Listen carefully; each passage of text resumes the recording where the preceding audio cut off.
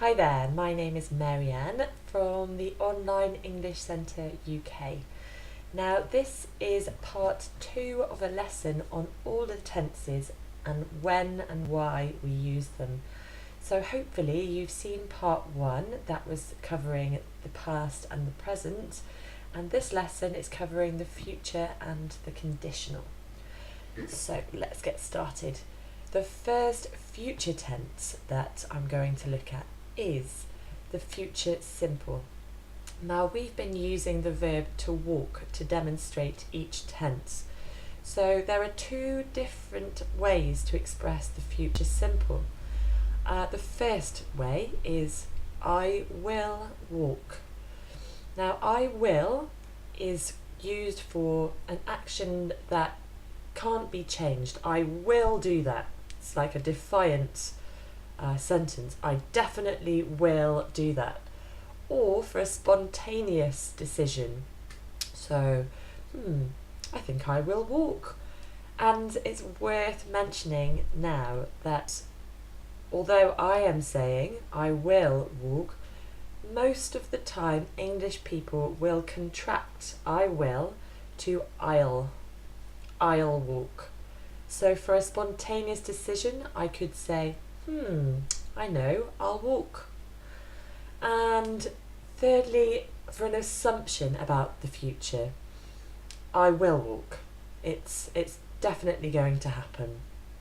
Now the signal words that we look out for to tell us that we should use this tense, I will, in this case I will walk, are words like next, tomorrow, I think, probably, perhaps.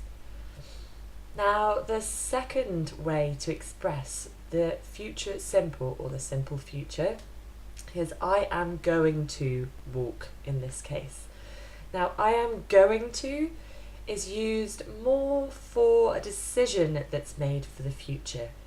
The difference between the two are that I will is normally used for a voluntary action, I choose to do that, or a promise made to somebody, and I am going to, or as many English people say, I'm gonna, is used for a plan that you're making.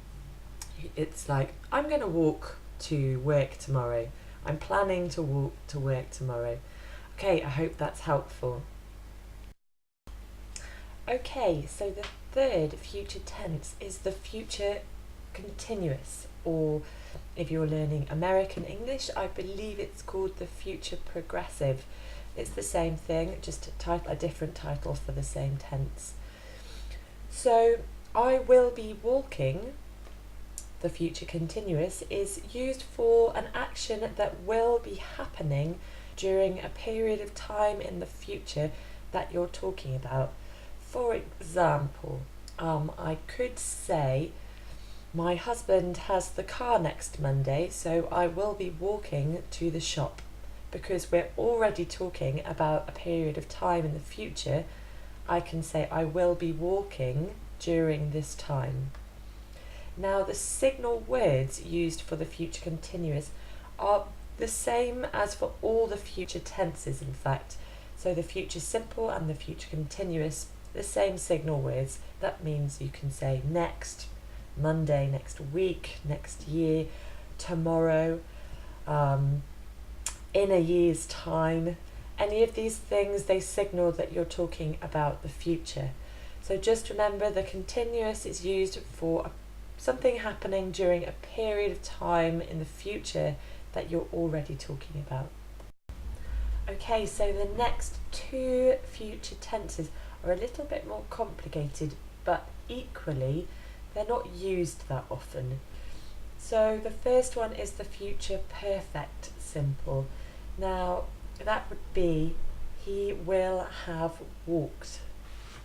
It's used for an action that will be finished at a time in the future that you're talking about. So my example is, by the time you arrive, he will have walked home.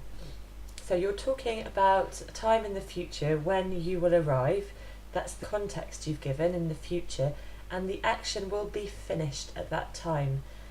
The signal words are the same for all future tenses. In this case, the words by the time, they indicate that you're already talking about an event in the future, and you're likely to be using the future perfect simple or the next tense, which is the future perfect continuous. Now, the future perfect continuous is he will have been walking. As with all continuous tenses, it indicates that something continues to happen. And so this tense is used for an action that continues to happen at a time in the future that you're talking about.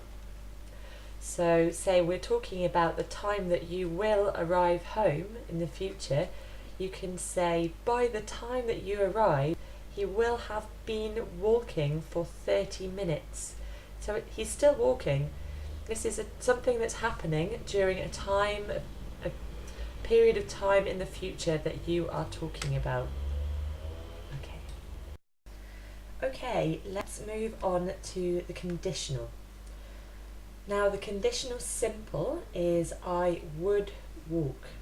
It's the same, he would, they would, she would walk. It's used for an action that might or may happen. So that is to say, it's possible, but it's not definite. For example, and this is a useful phrase to use, if I were you, I would walk. So it's used for a suggestion. If I were you, I would walk. Now, the next tense, the conditional continuous, is a really unusual tense. In fact, I struggled to find a sentence that I would use it in. But the sentence is I would be walking. This is the conditional continuous. And it's very much the same as the conditional simple, but it emphasises the time or the duration, as with all continuous tenses. So, for example, I could say, I can't meet you for coffee at 9 o'clock because I think I would still be walking. Okay, the last two tenses, and I'm going to put them together. They are not used that often. The conditional perfect simple and the conditional perfect continuous. Now, the conditional, they are both used for actions that could have happened in the past, meaning it was possible, but it did not happen, and it is an action in the past, a possible action in the past. So, an example of the conditional perfect simple. He would have walked if you had told him you were busy. Now, the conditional perfect simple is almost always preceded or followed by if. It may be said or it may be implied, but it is dependent on another clause, another phrase, another event. Now, the conditional perfect continuous, he would have been walking. So this again is something that was possible in the past but did not happen. The emphasis, as always with the continuous, is on the duration. So my example for this is, thank goodness you took him home in your car, because he would have been walking during that big rainstorm. So you hear the word during, it signals that it's the time period that's important. But it's an event in the past that was possible.